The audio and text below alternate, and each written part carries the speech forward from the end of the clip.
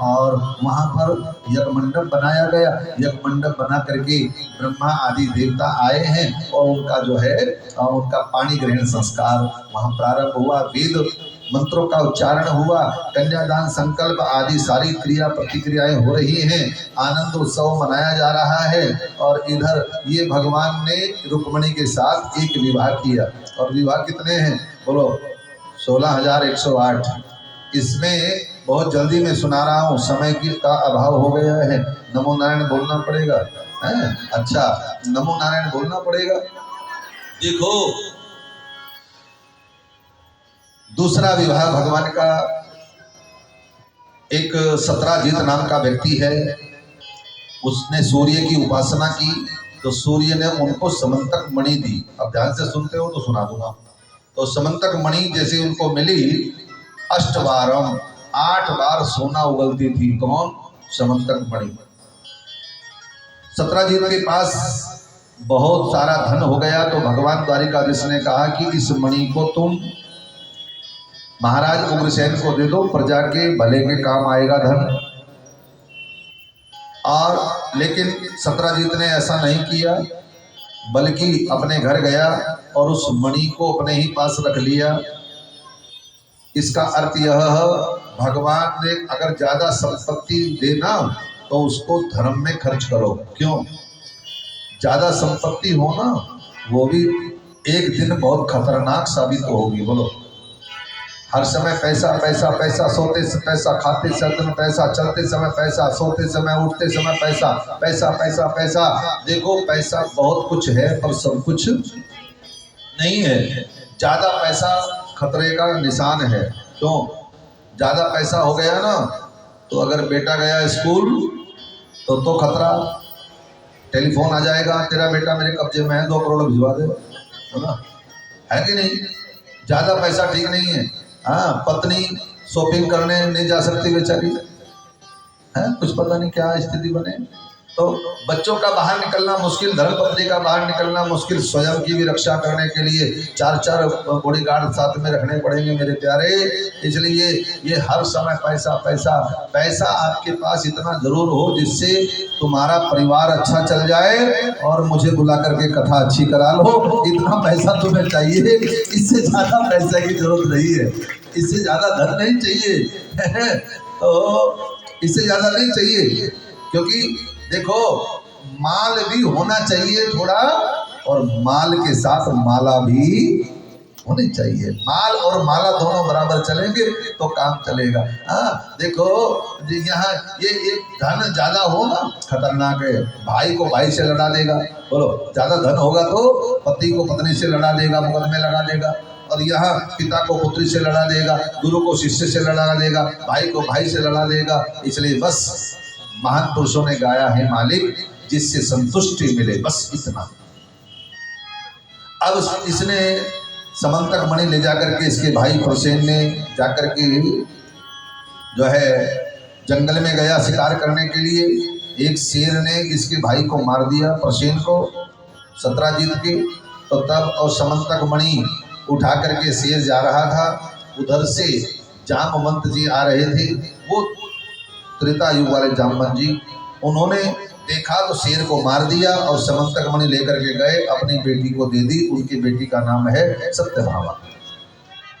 और सत्यभामा को जाम्बवती को दे दी और जाम्बवती उस मणि को लेकर के जो है उसको अपने पास रखती है। और इधर सत्राजित ने कलंक का टीका भगवान द्वारिकाधीश के सिर मढ़ दिया कि द्वारिकाधीश ने ईर्ष्या के कारण समंतक मणि चुराने के लिए, छीनने के लिए मेरे भाई को मार दिया और समंतक मणि द्वारिकाधीश ने अपने कब्जे में कर ली।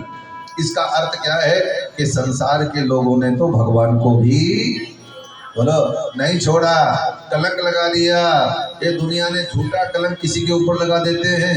अभी जैसे जैसे मैं कोई भी है, जैसे जैसे आगे बढ़ोगे, जितने ऊंचे उड़ोगे उतना ही लोग पंख काटने के चक्कर में पड़ जाएंगे। अब हमें तो दिक्कत नहीं है, हमें तो आदत पड़ गई भाई। जिसका हमें तो एक बात सीख रखी, जिसका नाम है वो बदनाम जरूर होगा, जिसका नाम ही नहीं वो क्या बदनाम होगा। जो भाई मास्टर जी जिसका नाम नहीं है वो क्यों बदनाम होगा, जिसका नाम है वही बदनाम होगा।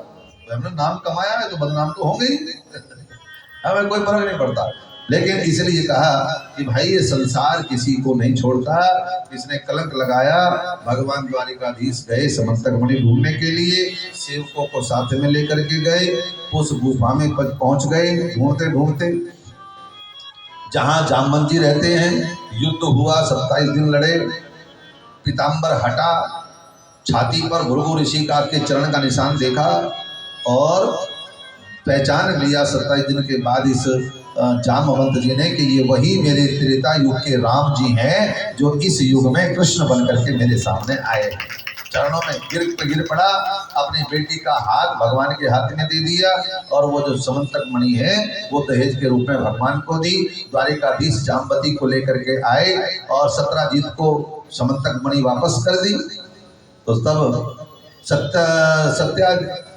इस सत्राजीत ने सोचा कि अब मेरी कोई इज्जत नहीं रही समाज में। भाई तो भगवान ने सारा पर्दाफाश कर दिया, भाई ये तो शेर ने मार दिया था उसको। तो वह मणि और अपनी पुत्री सत्यभामा का विवाह सत्राजीत ने भगवान के साथ किया और वो मणि को भी दहेज के रूप में फिर भगवान को दे दिए। बोलो 3 विवाह हो गए कि नहीं। अब ऐसे ही कालिंदी है।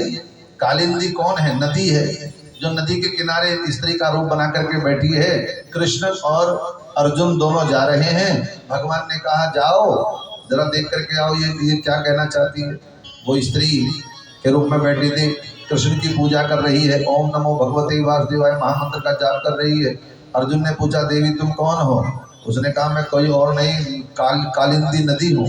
मैं ही स्त्री का रूप धारण करके यहाँ पर बैठी कृष्ण की पूजा कर रही हूँ।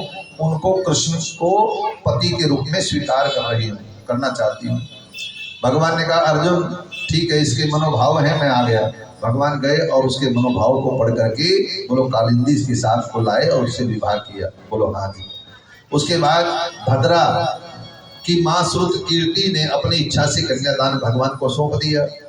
फिर एक है लक्ष्मणा। भगवान कृष्ण ने शर्त के अनुसार गए और जल में छाया देख करके ऊपर चल रही मछली की आंख को भेद दिया और लक्ष्मणा ने मन में संकल्प कर लिया था कि मैं यदि धर्मपत्नी बनूंगी तो भगवान कृष्ण की चरणों की ही दासी बनूंगी, नहीं तो और कोई नहीं चाहिए।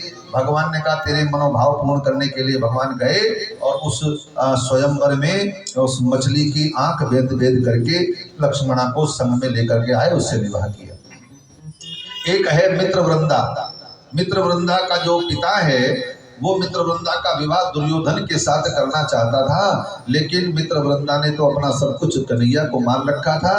भगवान वहां पर आए और इस मित्रवृंदा ने अपनी इच्छा से वरमाला कन्हैया को पहना दी और उनको लेकर के उससे विवाह किया।